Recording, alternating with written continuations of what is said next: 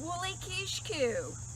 My name is Linda, and I've been an educator here at Churchville Nature Center, Lenape Village, for a long time. Our village is a pre-contact Lenape Native American Indian village, which means that we're depicting the way that the Lenape were living here about 500 years ago in the early 1500s, just before other people from other parts of the world started to come here to live. So this part of our village is where we do family life. We talk about how they were living, what they were living in, their houses. No teepees here 500 years ago. They were all bark houses, houses made out of wood covered in the bark from tree trunks. So if you were just building a bark house from the beginning, this is what you would start out with. They started out digging holes in the ground about this far apart.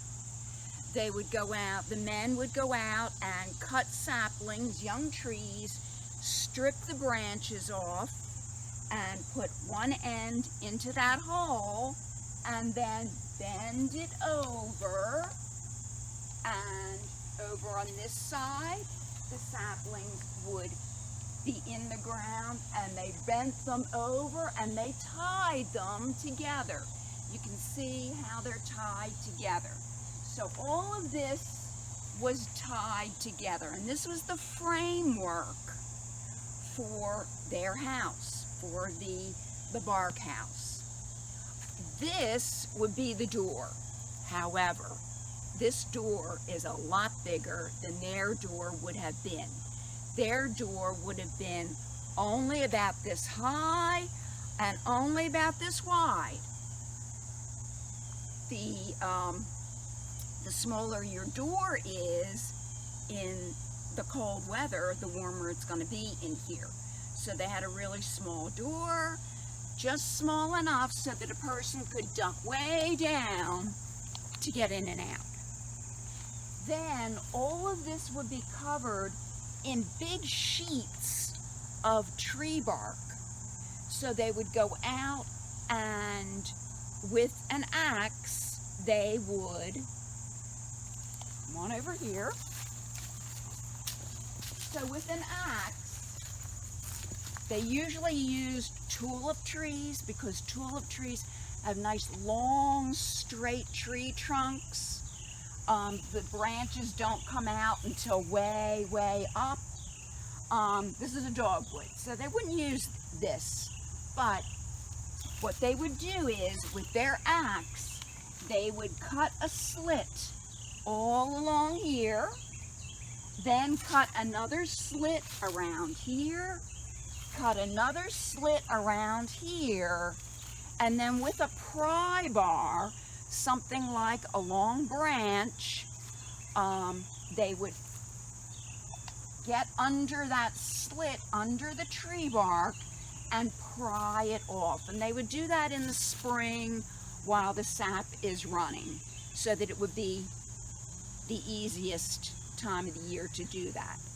And then they would take those big sheets of tree bark, lay them on the ground with big rocks over them so that they would flatten them out, and then take them over to the framework, and they would tie those sheets of tree bark to the framework, all over the whole framework. At one end of the bark house, they would have a fire ring so that they could have a fire inside for a little bit of warmth in the cold weather, a little bit of light at night, and above that they would have a smoke hole. There would be a smoke in a hole in the roof to let most of the smoke from the fire out. Up on the roof, there would be a piece of tree bark big enough to cover that hole so that when it was raining and snowing, that wouldn't come inside, and inside they would have a big pole so that they could just pull that cover across when they needed to. And here on the ground you can see these are actually the parts that they would use to make for the beds. So they would lash these branches together and then put them inside, and these are what they would sleep on as beds. They would cover them with skins of animals that still had the hair on to make it a little softer, and that's also what they would use for blankets in the cold weather. And if we walk down here, we can see a little hut so that you can see what it looks like with the bark on. This little hut, you can see, is covered with the tree bark, just like the house would be entirely covered in tree bark. Again, the door is too big. This little hut was the hospital. So when you got sick, you would come here.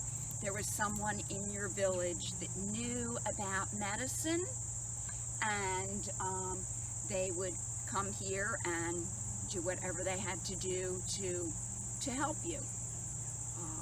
So these people did have medicine out here. They knew every plant that was out here, and they knew exactly what they could use it for, whether they could use it for medicine or for food or parts of tools, weapons, whatever. So they really knew what was out here, and this was the medicine hut. These people also, they would have their village right next to either a big stream or a river. We don't have a stream or a river here, so there was never a village right here, but we do know that there was a village 4 or 5 miles over that way, a place called Playwicki Farm, and archaeologists have done a dig there, and they found evidence of where those saplings were in the ground. They found parts of pottery, so they know that there was a village there. So if you were living here 500 years ago, you would be living near a big stream or a river, and one of the ways that you would get around would be in a canoe like this. This is a dugout canoe. So one of those tulip trees, and we've got a tulip tree right over there, and it's got a nice long straight trunk. Those trees got pretty big, so they would take one of those trees down to build a canoe. They would take the bark off. The bark would be used to cover the outside of a wigwam. Nothing was ever wasted. Every part of everything was used for something. And then they would build small fires on top of the tree trunk. That fire would eat down into the tree trunk, and then with a pair of wooden tongs that they had made out of a branch, they would move those hot coals to a new place, and then with a scraping tool, made out of wood and stone. That scraping tool was called an adze. They would scrape the burnt part off. You burn and scrape, burn and scrape, burn and scrape, burn and scrape, and eventually you have a dugout canoe. And these are the types of canoes that the Lenape were using 500 years ago. This is not very wide.